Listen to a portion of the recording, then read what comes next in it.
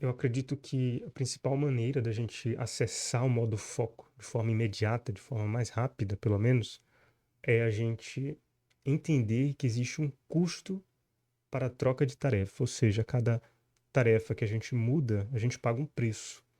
É um custo cognitivo, um custo mental, por assim dizer. A gente paga no nosso cérebro que ele precisa se reorganizar para dar atenção àquela nova tarefa.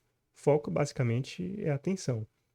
Então, mudar de foco de uma coisa para outra de forma mais rápida, você está trabalhando, você precisa estudar, você está estudando um assunto, precisa estudar outro totalmente diferente, né? Tudo isso vai lhe custar um certo preço. Então, como que a gente faz isso? Como que a gente facilita isso? Então, a gente vai falar aqui de basicamente três dicas.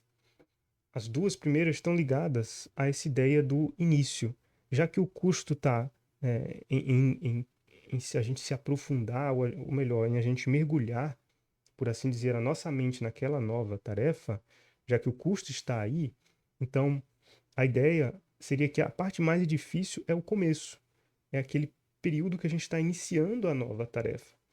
Ou seja, quanto mais fácil for este começo, quanto mais a gente conseguir simplificar o início dessa tarefa, então mais fácil vai ser a gente acessar esse modo foco do nosso cérebro e conseguir se concentrar na atividade. Que nem a gente vê aqui nessa figura, né? Então, o mais difícil nesse exemplo é você dar aquele primeiro impulso na rocha, na pedra. Até uma tarefa simples, ela pode parecer grande, complicada, pesada, difícil, porque por causa dessa troca de tarefas, desse custo cognitivo da troca de tarefa. Mas uma vez que você começa, daí é só ladeira abaixo, ou seja, a gente vai sentindo um impulso natural de continuar daquilo, que nada mais é do que entrar no modo foco, no modo de concentração naquela tarefa ali que está à nossa frente. Então, como que a gente faz isso? Então, a ideia é simples.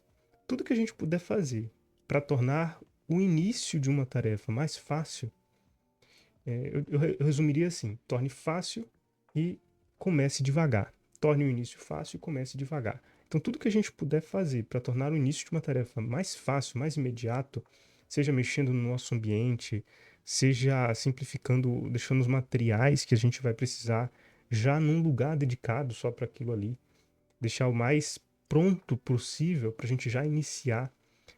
Quanto mais difícil for essa fase inicial, mais difícil vai ser a gente acessar a concentração naquela nova atividade e a gente vai ter maior tendência para procrastinar.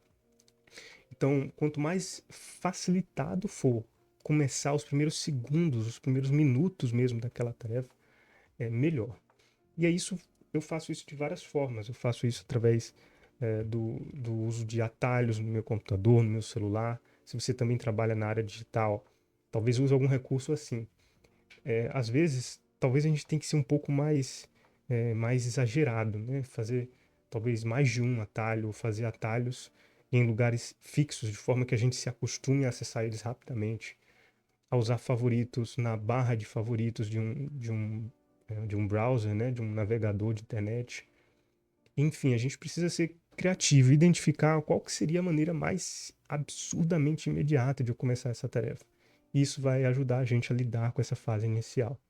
E a segunda dica seria começar de forma devagar, ou seja, a gente precisa abraçar essa ideia que o nosso cérebro ele é assim, ele leva esse tempo para a gente conseguir iniciar uma nova tarefa e dar esse tempo para ele.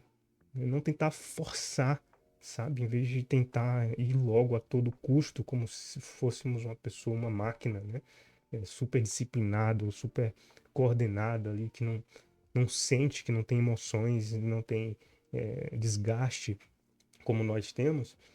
Então, é muito melhor a gente abraçar essa ideia e a gente ir devagar, que pode ser, no caso de um estudo, você ler por alto, ler assim, ó, dar uma pré-leitura, né? Fazer uma visão geral antes de você, já, em vez de você já ir logo aprofundando na leitura.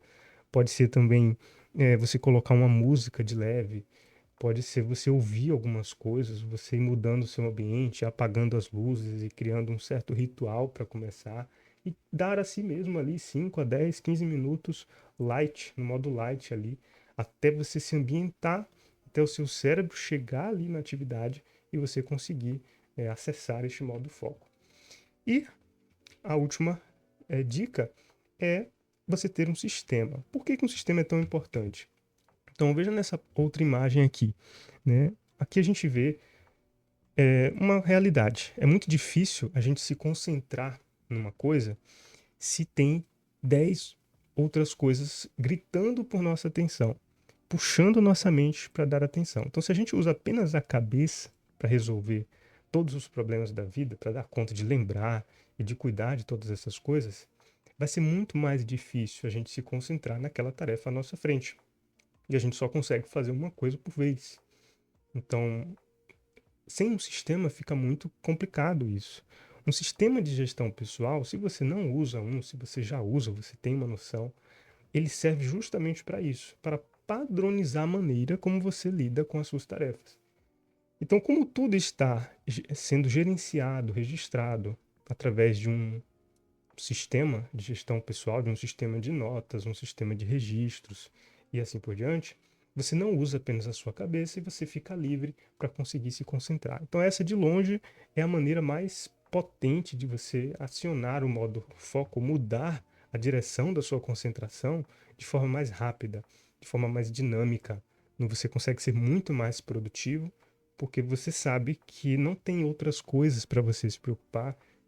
Você já está lidando com as outras coisas usando o seu sistema de gestão pessoal.